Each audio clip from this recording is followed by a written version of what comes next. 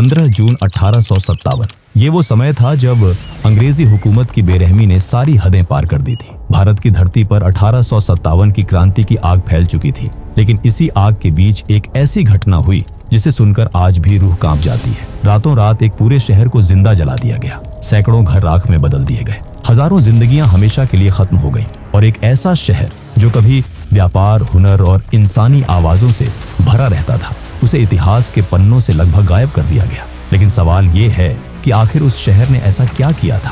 क्यों अंग्रेजों ने सिर्फ कुछ लोगों को सजा देने के बजाय पूरे शहर को खत्म करने का फैसला लिया? और क्यों उस शहर का नाम आज भारत के ज्यादातर लोगों ने कभी सुना तक नहीं?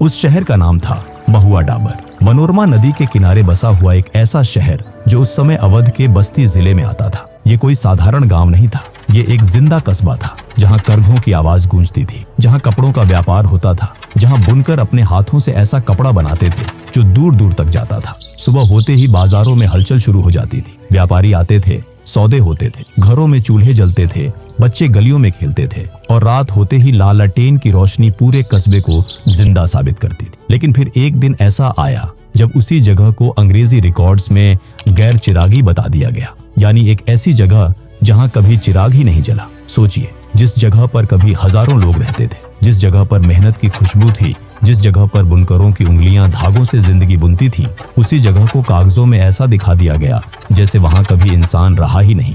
और यही इस कहानी का सबसे डरावना हिस्सा है। अंग्रेजों ने महुआ डाबर को सिर्फ जलाया नहीं, उन्होंने उसकी पहचान, उसका नाम, उसकी मेमोरी और उसके अस्तित्व को मिटाने की कोशिश की। इस पूरे काले अध्याय के पीछे दो अंग्रेज अफसरों के नाम बार बार सामने आते हैं, कमिश्नर विलियम विनेयार्ड और विलियम क्लैक्सटन पेपे। ये वो नाम थे जिनके प्रशासनिक आदेशों और बदले की सोच के साये में महुआ डाबर को ऐसी सजा दी गई जिसे सुनकर आज भी इंसान पूछने पर मजबूर हो जाता है, क्या यह शासन था या खुली हुई दरिंदगी? लेकिन कहानी यहीं खत्म नहीं होती। असली सवाल तो इसके बाद शुरू होता है, क्योंकि अगर अंग्रेजों ने महुआ डाबर को जला दिया था तो फिर बाद में उसकी जगह को क्यों कंफ्यूज किया गया? क्यों कहा जाता है कि उसी नाम का दूसरा गांव असली जगह से लगभग 50 किलोमीटर दूर सामने आया? क्यों असली महुआ डाबर को रिकॉर्ड्स और नक्शों में धुंधला कर दिया गया? और क्यों इस घटना के लगभग 150 साल बाद जाकर यह सच फिर से बाहर आया? क्या यह सिर्फ एक भूली हुई घटना थी या फिर जानबूझकर दबाया गया इतिहास? इस सवाल का जवाब हमें 1857 के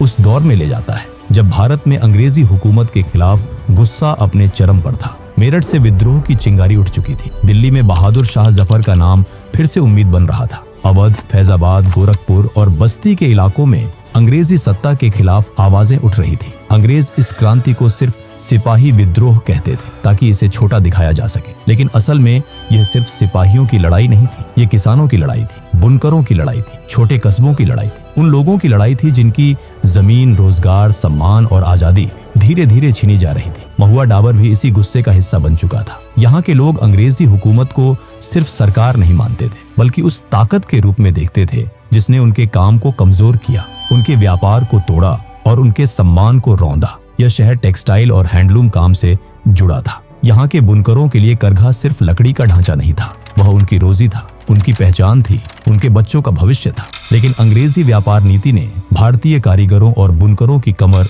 तोड़ दी थी। जो लोग कभी अपने हुनर पर गर्व करते थे, वे अब फॉरेन रूल के नीचे दबते जा रहे थे। इसलिए जब 1857 की आग फैली तो यह सिर्फ सैनिकों के बैरक तक सीमित नहीं रही, ये आम लोगों के दिलों तक पहुंच गई। कहा जाता है कि जून 1857 में कुछ अंग्रेज अफसर इस इलाके से गुजर रहे थे। वे फैजाबाद की तरफ से निकलकर सुरक्षित जगह पहुंचना चाहते थे। उन्हें लगा होगा कि छोटे गांवों और कस्बों के रास्ते से निकलना आसान रहेगा, लेकिन उन्हें अंदाजा नहीं था कि अब भारत की हवा बदल चुकी है। लोग डर कर रास्ता छोड़ने वाले नहीं थे। जब ये अंग्रेज महुआ डाबर के पास पहुंचे तो स्थानीय लोगों और क्रांतिकारियों का गुस्सा फूट पड़ा। टकराव हुआ, अंग्रेजों पर हमला हुआ और इस हमले में कई अंग्रेज अफसर मारे गए, जबकि एक बचकर निकल गया और उसने जाकर पूरी खबर अंग्रेजी प्रशासन तक पहुंचाई। यहीं से महुआ डाबर की किस्मत बदल गई। ब्रिटिश साम्राज्य अपने लोगों की मौत से ज्यादा अपनी बेइज्जती से डरता था। उन्हें लगा कि अगर एक छोटा टेक्सटाइल कस्बा भी अंग्रेज अफसरों को चुनौती दे सकता है तो कल आसपास के 100 गांव उठ खड़े होंगे।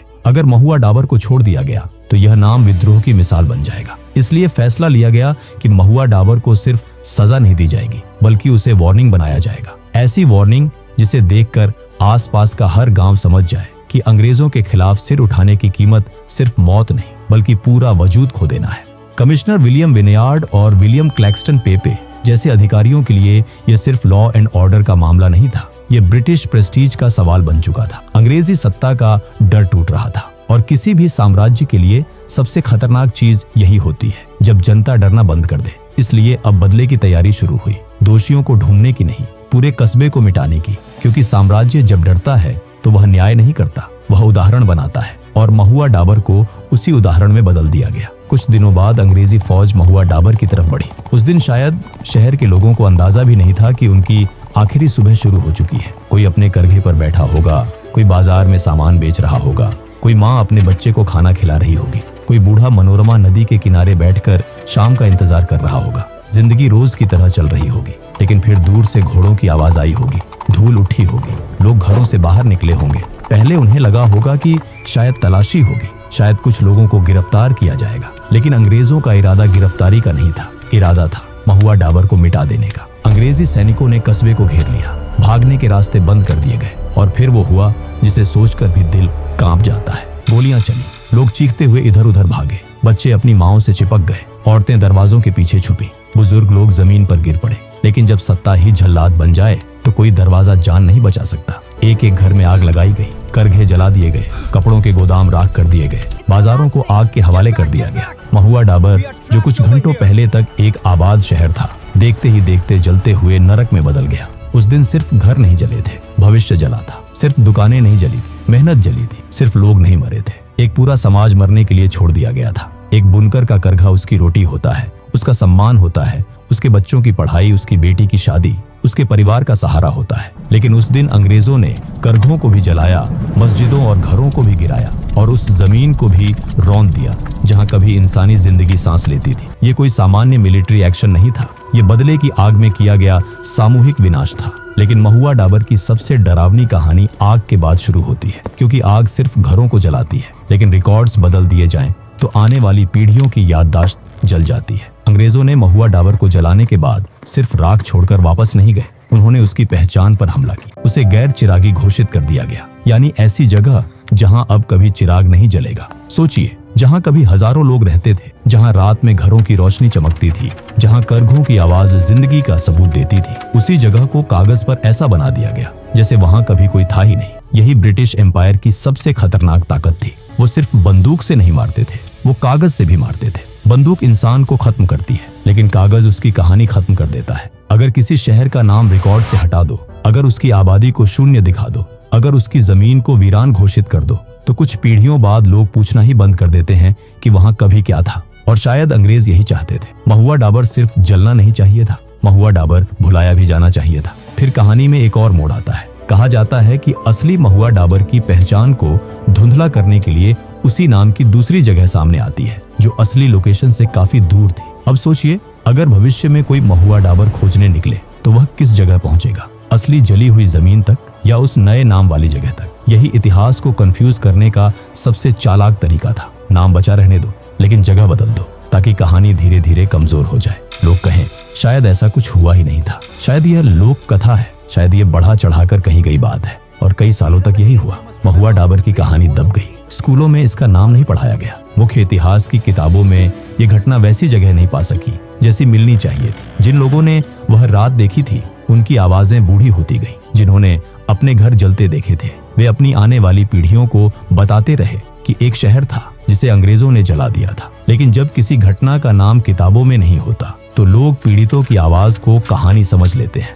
और अत्याचारियों के रिकॉर्ड को इतिहास मान लेते हैं। लेकिन सच की एक अजीब आदत होती है, वह पूरी तरह मरता नहीं है। वह कभी पुराने नक्शे में छुपा रहता है, कभी किसी सरकारी दस्तावेज की लाइन में, कभी किसी बुजुर्ग की कांपती आवाज में और कभी किसी वंशज के दिल में। लगभग 150 साल बाद मोहम्मद अब्दुल लतीफ अंसारी जैसे लोगों ने इस दबे हुए सच को फिर से खोजने की कोशिश शुरू की। वे अपने पुरखों की कहानी सुनते आए थे। उन्होंने पुराने रिकॉर्ड्स, मैप्स, गजेटियर्स और स्थानीय यादों को जोड़ना शुरू किया और धीरे धीरे महुआ डाबर की राख के नीचे दबा हुआ सच बाहर आने लगा। जांच में यह संकेत मिलते गए कि महुआ डाबर कोई काल्पनिक जगह नहीं थी, यह एक आबाद कस्बा था। यहाँ लोग थे, घर थे, व्यापार था, हैंडलूम था और 1857 से जुड़ी एक ऐसी दर्दनाक घटना थी जिसे अंग्रेजी सत्ता ने दबाने की कोशिश की थी। पुराने नक्शों और दस्तावेजों ने कहानी के टुकड़ों को जोड़ा, स्थानीय यादों ने उस दर्द को आवाज दी। बाद में आर्कियोलॉजिकल एक्सकवेशन में भी जली हुई चीजें,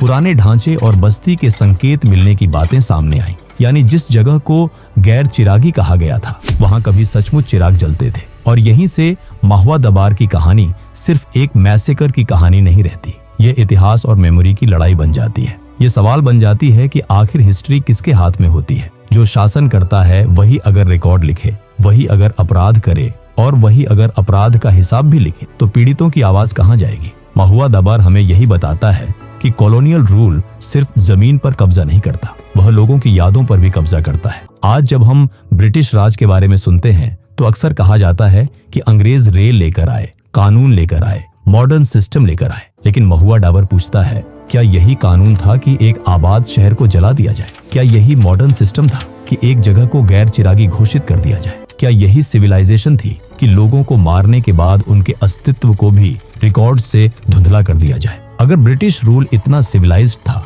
तो उसे महुआ डबर जैसे सच से डर क्यों लगता था? इस कहानी का दर्द सिर्फ मौतों में नहीं, दर्द इस बात में है कि उन लोगों को रोने का भी इतिहास नहीं मिला, जिनकी मौत हुई, उनके नाम नहीं बचे, जिनके घर जले, उनके पते नहीं बचे, जिनके बच्चे खोए, उनकी गिनती नहीं बची, जिन बुनकरों ने अपनी पूरी जिंदगी धागे और कपड़े में लगा दी, उनके करघों की राख तक को इतिहास ने जगह नहीं दी। यह किसी एक कस्बे की ट्रेजेडी नहीं थी, ये उस दौर के आम भारतीय की ट्रेजेडी थी, जो साम्राज्य के सामने इंसान नहीं, सिर्फ कंट्रोल करने लायक पॉपुलेशन समझा जाता था। महुआ डाबर हमें यह भी बताता है कि 1857 सिर्फ बड़े नामों की कहानी नहीं। हम मेरठ को याद करते हैं, झांसी को याद करते हैं, बहादुर शाह जफर को याद करते हैं, मंगल पांडे को याद करते हैं, और हमें याद करना भी चाहिए। लेकिन इसी 1857 में छोटे कस्बे भी जले थे, अनजान लोग भी मरे थे, ऐसे लोग भी लड़े थे जिनके पास इतिहास में जगह खरीदने की ताकत नहीं थी। उनके पास न किले थे, न तोपें थीं, न दरबार था।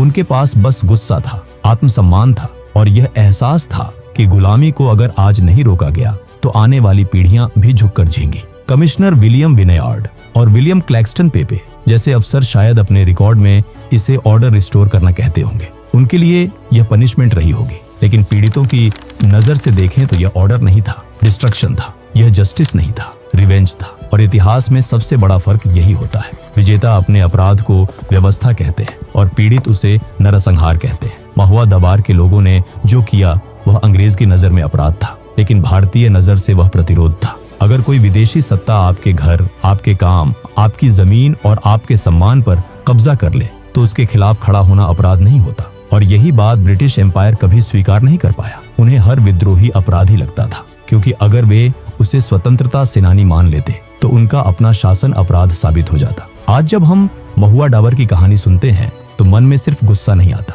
एक शर्म भी आती है। शर्म इस बात की कि इतने सालों तक हम अपने ही लोगों की कहानी नहीं जान पाए। शर्म इस बात की कि जिन लोगों ने आजादी की कीमत अपने घरों से चुकाई, उन्हें हमने नाम से भी याद नहीं किया। लेकिन यह शर्म हमें तोड़ने के लिए नहीं है, यह हमें जगाने के लिए है, क्योंकि इतिहास को ठीक करना भी एक जिम्मेदारी है। और यही इस डॉक्यूमेंट्री का रिवॉर्डिंग मोमेंट है। अंग्रेजों ने जिसे गैर चिरागी कहा था, आज वही नाम फिर बोला जा रहा है। जिस जगह को उन्होंने अंधेरा घोषित किया था, वहां कहानी का चिराग फिर जल रहा है। जिस शहर को उन्होंने नक्शे से मिटाना चाहा, वह अब मेमोरी में वापस लौट रहा है। क्योंकि किसी शहर की असली मौत तब नहीं होती जब उसकी दीवारें गिरती हैं, असली मौत तब होती है जब लोग उसका नाम लेना छोड़ देते हैं। और आज अगर हम महुआ डाबर का नाम ले रहे हैं तो यह शहर फिर से जिंदा हो रहा है। सोचिए, अगर आज महुआ डाबर के उन लोगों की आत्माएं कहीं होंगी तो उन्हें शायद सबसे ज्यादा सुकून इसी बात से मिलेगा कि 150 साल बाद भी कोई उनकी कहानी सुन रहा है, कोई पूछ रहा है कि उनके साथ क्या हुआ था। कोई यह मानने को तैयार नहीं कि वे सिर्फ राख थे, वे इंसान थे, उनका घर था, उनका हुनर था, उनकी उम्मीदें थीं, और उनके साथ जो हुआ उसे भूलना किसी भी आजाद देश के लिए ठीक नहीं। महुआ डाबर की कहानी हमें मजबूर करती है सोचने पर कि हमारे देश में ऐसे और कितने नाम होंगे जिन्हें रिकॉर्ड्स ने दबा दिया। कितने गांव, कितने कस्बे, कितने लोग, कितनी माएं, कितने बच्चे जिनकी कहानी इतिहास की मुख्य किताबों तक नहीं पहुंच पाई। और शायद इसीलिए यह कहानी सिर्फ पास्ट की नहीं है, ये प्रेजेंट के लिए वार्निंग है। अगर हम अपने भूले हुए इतिहास को नहीं खोजेंगे तो हमारे लिए कोई और इतिहास लिख देगा, और जब कोई और हमारा इतिहास लिखता है तो उसमें हमारे दर्द की जगह बहुत कम होती है।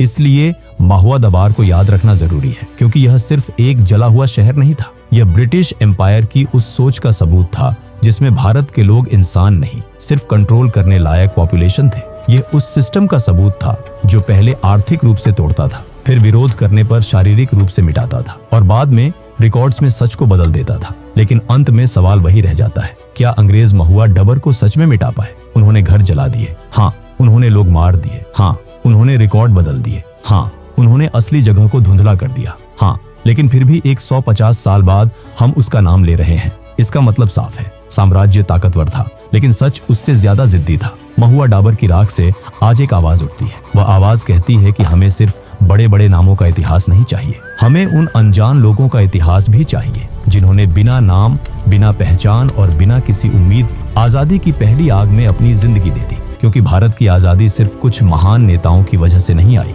यह उन लाखों अनाम लोगों की कुर्बानी से बनी जिनका नाम शायद किसी पत्थर पर नहीं लिखा गया, लेकिन जिनका दर्द इस मिट्टी में आज भी मौजूद है। और शायद यही महुआ दबार की सबसे बड़ी जीत है। उसे जलाया गया था ताकि लोग डर जाएं, उसे मिटाया गया था ताकि लोग भूल जाएं, लेकिन आज उसकी कहानी डर नहीं पैदा करती। आज उसकी कहानी सवाल पैदा करती है। सवाल ब्रिटिश एम्पायर से, सवाल हमारी हिस्ट्री बुक्स से, और सवाल हमसे भी कि क्या हम ऐसे सच को जानने के लिए तैयार हैं जो हमें बेचैन कर दे? क्योंकि कुछ कहानियां सिर्फ सुनने के लिए नहीं होती, कुछ कहानियां इंसान को अंदर से बदलने के लिए होती हैं। महुआ दबार उन्हीं कहानियों में से एक है। यह कहानी हमें बताती है कि जब सत्ता अत्याचार करती है तो वह सिर्फ शरीर नहीं जलाती, वह यादों को भी जलाने की कोशिश करती है। लेकिन जब कोई पीढ़ी उन यादों को फिर से उठाती है तो वह सिर्फ इतिहास नहीं बचाती, वह इंसाफ की शुरुआत करती है। तो अगली बार जब 1857 की बात हो, जब आजादी की पहली लड़ाई की बात हो, जब ब्रिटिश राज की सिविलाइज्ड रूल वाली कहानी सुनाई जाए, तो महुआ दबार को याद रखिएगा। उस शहर को जिसे जलाया गया, उस शहर को जिसे गैर चिरागी कहा गया, उस शहर को जिसके चिराग अंग्रेज बुझाना चाहते थे, और उस शहर को जिसकी कहानी आज फिर एक नया चिराग बनकर जल रही है। क्योंकि महुआ दबार सिर्फ बर्न्ड सिटी नहीं था, महुआ दबार एक सवाल था, और वह सवाल आज भी जिंदा है।